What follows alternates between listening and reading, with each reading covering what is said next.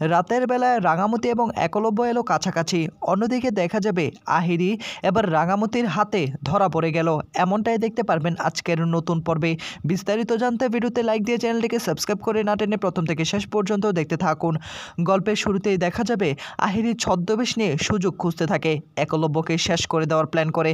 এক লোক তখন মণ্ডপে থাকা সকলকে সেখান থেকে পাঠিয়ে যান, যাদের কাজ হয়ে গিয়েছে এখান থেকে চলে যান, বিরক্ত করবেন না, এখানে ভিড় করবেন না। এদিকে হঠাৎ করে সেই ছদ্মবেশী আহিরি তার হাতে বোম ফিট করার থালাটা তখন একলব্যর পাশে রেখে সেখান থেকে ছুটে চলে যাচ্ছে। তখনই সেখানে থাকা লোকগুলো বলতে শুরু করে, কি ব্যাপার মাসিমা, আপনি তো পুজোই করলেন না, ভক্তিই করলেন না, আপনি চলে যাচ্ছেন মানে? এই বলেই তখন তাকে অপমান করার চেষ্টা করে। এদিকে তখনই আবার রাঙামতি একটু সন্দেহ হয়। রাঙামতি তখন বলে, মাসিমা দাঁড়ান দাঁড়ান, আপনি কোথায় যাচ্ছেন? আপনি তো কিচ্ছুই করলেন না, থালাটা আবার ওইখানে ফেলে রেখে যাচ্ছেন, কে আপনি? এই বলেই তখন আহিরিকে দাঁড় করায়। আহিরি তো ভয় পেতে থাকে। অন্যদিকে দেখা যাবে একলব্যর মাথা প্রচণ্ড রকম ঘোরাতে থাকে। এদিকে আহিরিকে ঘোমটাটা নিজের হাতে সরিয়ে ফেলে রাঙামতি। রাঙামতি যখনই ঘোমটা সরিয়ে দেখতে পায় এটা আহিরি, তখনই ভীষণ অবাক হয়ে তার দিকে তাকিয়ে থাকে। আহিরি মনে মনে বলে, আমি কি ধরা পড়ে গেলাম নাকি? রাঙামতি তখন বলে, এই মাসিমাকে তো খুব চেনা চেনা লাগছে, কোথায় যেন দেখেছি। এই বলে তখন ভাবতে থাকে। হঠাৎ করে তার মাথায় চলে আসে, এটা তো ঠিক আহিরিদির মতো, একদম পরিষ্কার বোঝা যাচ্ছে, কিন্তু এই কী করে এখানে আসতে পারে? এই বলে তখন সেই ছদ্মবেশী আহিরি সেখান থেকে পালিয়ে যেতে শুরু করে। আর তখনই রাঙামতি চিৎকার করে ওঠে, দাঁড়ান দাঁড়ান দাঁড়ান বলছি, না হলে কিন্তু শেষ করে দেব।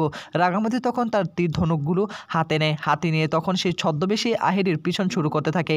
এর মধ্যেই দেখা যাবে একলব্য মাথা ঘুরে সেখানে পড়ে যায়। তার সামনে আর কেউ ছিল না। শেষ পর্যন্ত সে অজ্ঞান হয়ে লুটিয়ে পড়ে। এদিকে মণ্ডপ থেকে চলে যায় রাঙামতি এবং সেই ছদ্মবেশী আহিরি। আর এদিকে বোম এবার ব্লাস্ট হওয়ার পালা। আর অল্প কিছুক্ষণ পরে বোমটা ব্লাস্ট হয়ে যাবে। রাঙামতি তখন বলে, একদম নড়ার চেষ্টা করবি না, তাহলে কিন্তু তীর দিয়ে একদম ফালা করে দিব। কে তুই? আমাকে জানতেই হবে এখানে কি করছিস। আমি তোকে এত করে ডাকলাম, তুই মণ্ডপ থেকে চলে আসলি, কেন তুই এটা করলি? দাঁড়া, এক্ষুনি ঘোর আমার দিকে, না হলে কিন্তু একদম শেষ করে দেব। এদিকে তখনই সেই ছদ্মবেশী আহিরি একটু ভয় পেতে থাকে। রাঙামতির হাত থেকে কি করে বাঁচবো এখন? তখনই রাঙামতির দিকে তাকায় সেই ছদ্মবেশী আহিরি। আর তখনই রাঙামতি বলে, কি ভেবেছিলি তুই আড়াল থেকে তুই আমাদের ক্ষতি করতে এখানে আসবি, ছদ্মবেশে এখানে আসবি, আর আমি কোনো কিছু টের পাবো না? আমি তো তোকে ধরে ফেলেছি আহিরি দি। তুই যে আহিরি সেটা আমি খুব ভালো করে বুঝতে পারছি। কেন এসেছিস? কি ক্ষতি করতে চাস বল আমাকে, না হলে কিন্তু আমি শেষ করে দেব। এদিকে তখনই সেই ছদ্মবেশী আহিরি ঘোমটাটা নিচে নামিয়ে নেয়। ঘোমটাটা নিচে নামিয়ে বলে, যেহেতু ধরা পড়েই গিয়েছি সকলের সামনে, এখন আমাকে সত্যিটা বলতেই হবে। আমি যদি আমার আক্কু অর্থাৎ একলব্যকে না পাই, তাহলে আমি তোমাকেও হতে দিব না। এদিকে সকলের সামনে এবার রাঙামতি বলে, দেখ এটা হলো সেই ছদ্মবেশী আহিরি এখানে এসেছে। তখন একলব্যর বাবা বলে, এই অসভ্য মেয়েটা এখানে কি করছে? এর কি শিক্ষা হয়নি নাকি? একে এক্ষুনি ধরে পুলিশের কাছে নিয়ে যা, পুলিশে দিতে হবে। পাঞ্চালি সকলেই মিলে এবার আহিরির দিকে আঙ্গুল তোলে, তাকে যেন পুলিশে দেয়। আর তখনই রাঙামতি বলে, কি ক্ষতি করতে এখানে এসেছিস আমাকে বল, না হলে কিন্তু শেষ করে দেব। আর তখনই সেই আহিরি সকলের সামনে একদম 32টা দাঁত বের করে হাসাহাসি করতে থাকে। হা, কি ভেবেছিলে আমাকে এত সহজে তোমরা ধরে ফেলবে? ধরে ফেলেছ ঠিকই, কিন্তু আমি যে কি করতে পারি তা তোমাদের কোনো ধারণা নেই, তোমরা কল্পনাও করতে পারবে না। একটু পরেই দেখতে পারবে আমি কি করি, শেষ একদম ছিন্ন ভিন্ন হয়ে যাবে। এ বলে তখন হাসাহাসি করতে থাকে। আর এদিকে একলব্য হাতে ধরে দাঁড়িয়ে থাকে, কিছু আর বলতে পারছে না।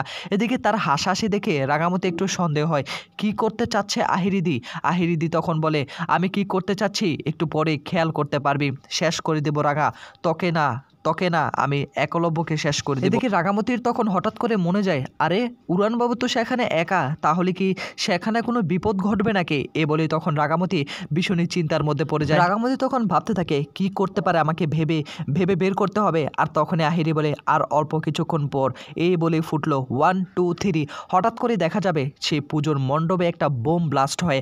আর সকলেই তখন কানে হাত দিয়ে ফেলে, সকলেই তখন বিস্মিত হয়ে যায়, কি হলো এটা? হঠাৎ করে পুজোর মণ্ডপে কি হলো? আর এদিকে রাঙামতি দেখতে পায় পুরো পুজোর মণ্ডপ ধাউ করে আগুন জ্বলছে। আর রাঙামতি তখন চিৎকার করে ওঠে, উড়ান বাবু, এই বলে তখন চিৎকার করে ওঠে, কিন্তু শেষ পর্যন্ত আর কিছুই রক্ষাই হলো না।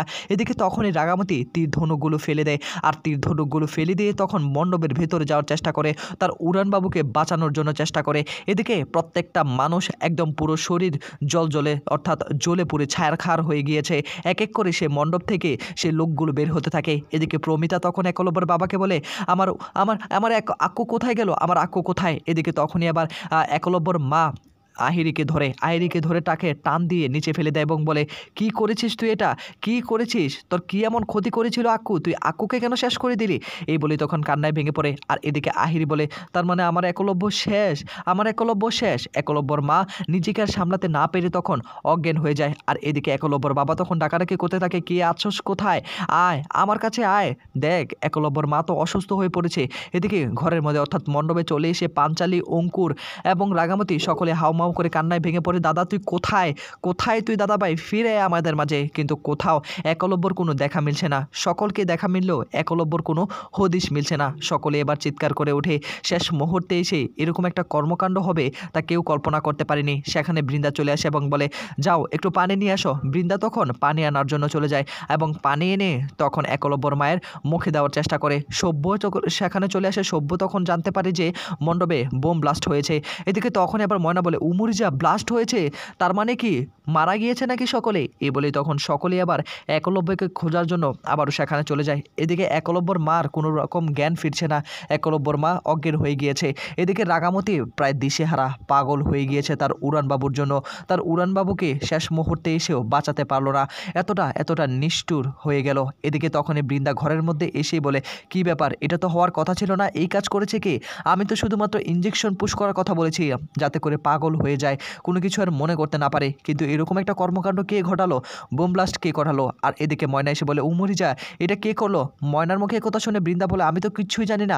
হঠাৎ করে রাগামতির চোখ পড়ে নিচের দিকে তাকিয়ে দেখতে পায় তার উড়ানবাবুর এক জোড়া জুতা এবং সেই হাতের গড়িটা। আর তখনই হাতে নিয়ে সে বড় করে নিঃশ্বাস নিতে শুরু করে। তার উড়ানবাবু বুঝি এখানে পুরে ছারকার হয়ে গিয়েছে।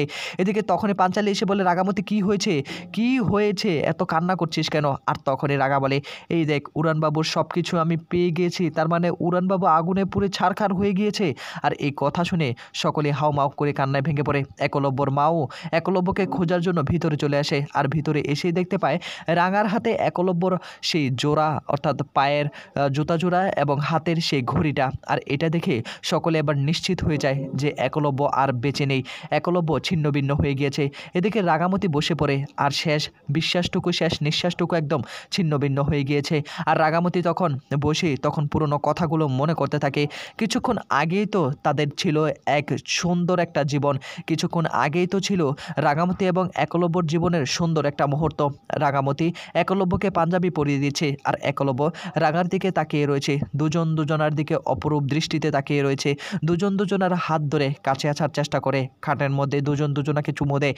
এই কথাগুলো বারবার রাগামতি মনে করতে থাকে। কি সুন্দর একটা রোমান্টিক সিন ছিল, আর কিছুক্ষণের মধ্যেই এটা কি হয়ে গেল। উড়ানবাবু এভাবে যে শেষ হয়ে যাবে তা কখনো কল্পনা করেনি রাগামতি। তো বন্ধুরা, আপনাদের কি মতামত, রাগামতি কি পারবে একলব্যকে বাঁচিয়ে নিয়ে আসতে?